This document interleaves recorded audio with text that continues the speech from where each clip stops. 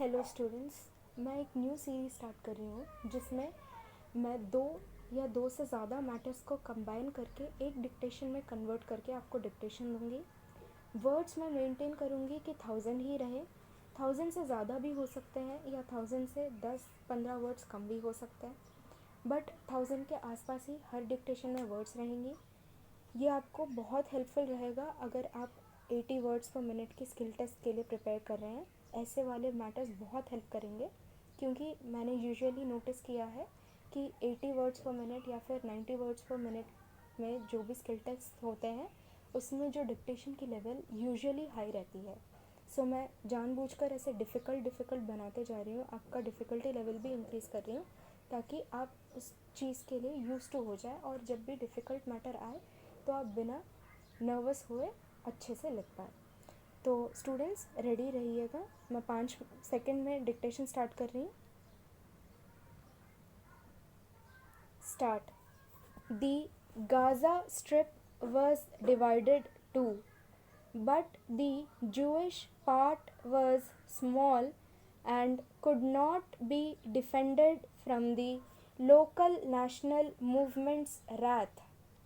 So the settler was taken out in 2005, and Israel hoped that another Bandostan like the one in areas A and B would be established there under the Palestinian Authority's rule and under the same conditions.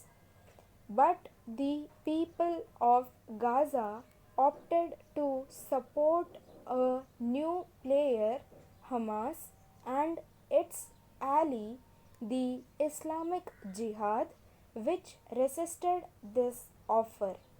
They supported them not only because there was a return to religion in the face of the ongoing predicaments, but also because there was big disappointment from the compliance of the PLO with the Oslo arrangements.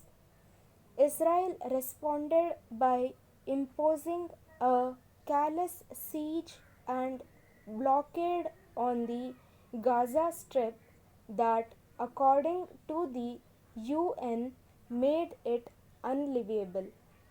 To complete its strategy that included the partition of the West Bank, Bandostanization, and the siege of Gaza, Israel passed in 2018 a citizenship law known as the Nationality Law, which made sure that the Palestinian citizens who live in Israel proper, which is Israel prior to the 1967 occupation of the West Bank and the Gaza Strip, and who are supposedly equal citizens of the Jewish state, will in essence become the Africans of a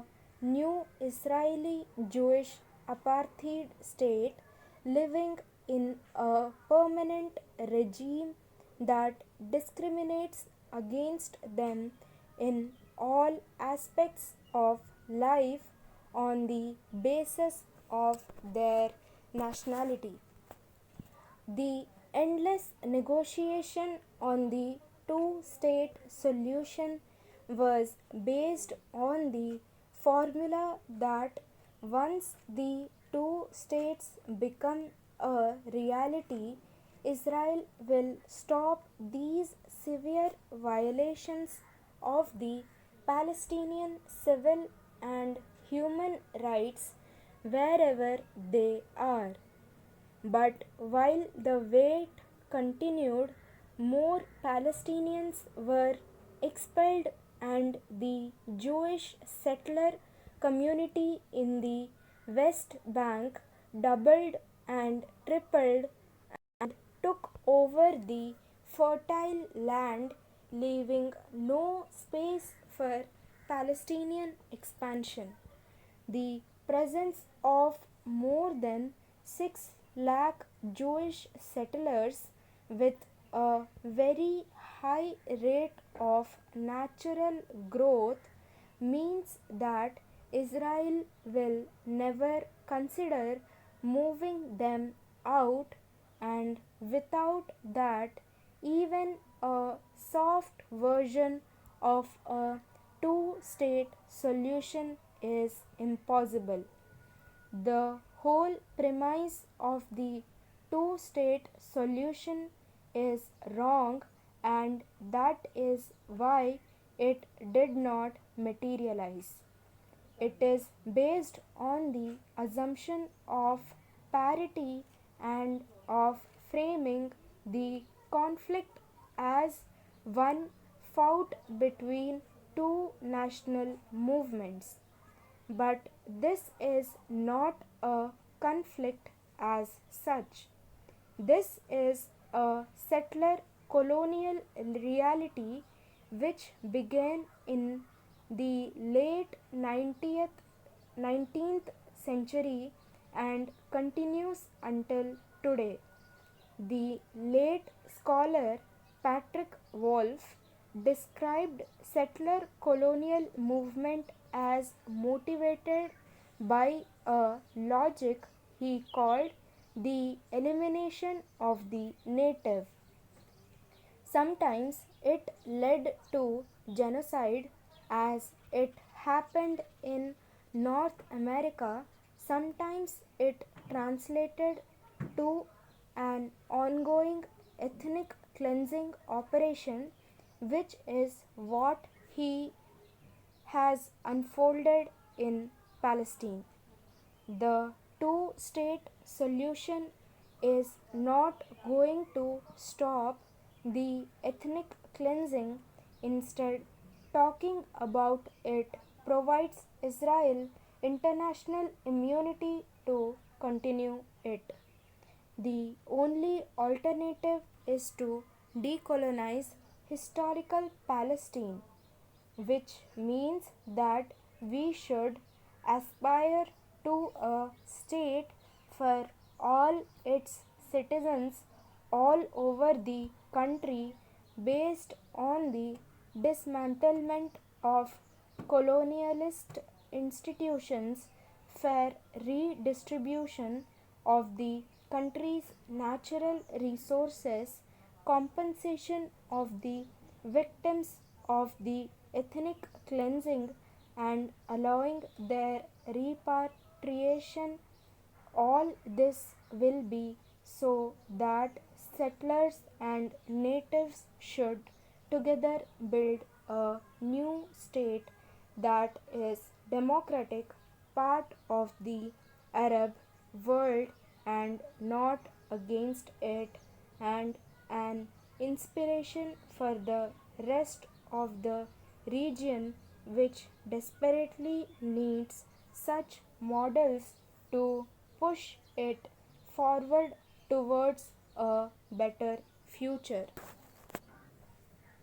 The conflicting versions of the BJP and West Bengal Chief Minister Mamata Banerjee regarding a meeting called by Prime Minister Narendra Modi on Friday to review the situation after Cyclone Yas cannot be glossed over as miscommunication.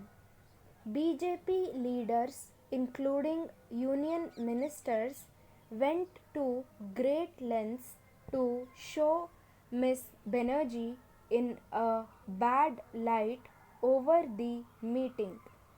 They said she made the PM wait for 30 minutes at Kailash in Paschim Mednipur district in South Bengal, and once she arrived, she handed over certain papers and left without attending the meeting. Governor Jagdeep Dhankad accused the CM publicly of being confrontational. In an unprecedented act, the centre unilaterally placed the West Bengal Chief Secretary under central deputation.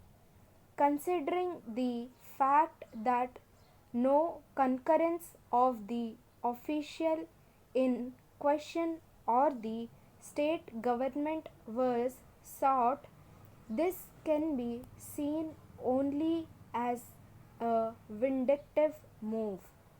Miss Banerjee has said that she had sought the PM's permission before going about her schedule to oversee relief operations in other parts of the state, while offering to even touch the PM's feet if that was required to secure the support of the Center for the State's Welfare. She has questioned the BJP version and pleaded that the CS be allowed to stay in the post. Miss Banerjee said she was delayed for the meeting with the PM only because of air traffic regulations for the landing of the PM's aircraft. That there is such acrimony between the state and the center at a time when both must be working hand in hand is extremely disheartening for the people of West Bengal. But there can be no equal apportioning of blame in this. By calling Mr. Dhankad and leader of opposition Suvendu Adhikari to the meeting, the center had already betrayed its plans to belittle the CM, who has won a resounding third term recently by trouncing the BJP. In Odisha on the same day and in Gujarat earlier, the PM reviewed the situation with the CMs and not opposition leaders. It is apparent that the BJP has not been able to stomach the popular verdict in Bengal. The defeat could have been an occasion for the BJP to introspect and mend its strategy for West Bengal. Far from it, the center unleashed the CBI against the newly elected Trinamool Congress ministers. Mr. Adhikari, the PM's interlocutor on Friday, remains untouched by the CBI, though he is an accused in the same case. Now, by dragging a senior IAS officer who has just been cleared for a 3-month extension after retirement on May 31 into a nasty political tussle, the center has crossed yet another red line. The BJP must wake up to the tradition of center and states constantly negotiating their relations in good faith. It must also get used to the reality of losing elections in a democracy. So students, ये dictation जहाँ तक मैं जानती हूँ 13 या 1400 words की रही है। आई होप आपने अच्छे से लिखा होगा। आप इसे तब तक प्रैक्टिस करिए जब तक आपको एक्यूरेसी नहीं आ जाती हर आउटलाइन के साथ। तब तक के लिए बाय बाय।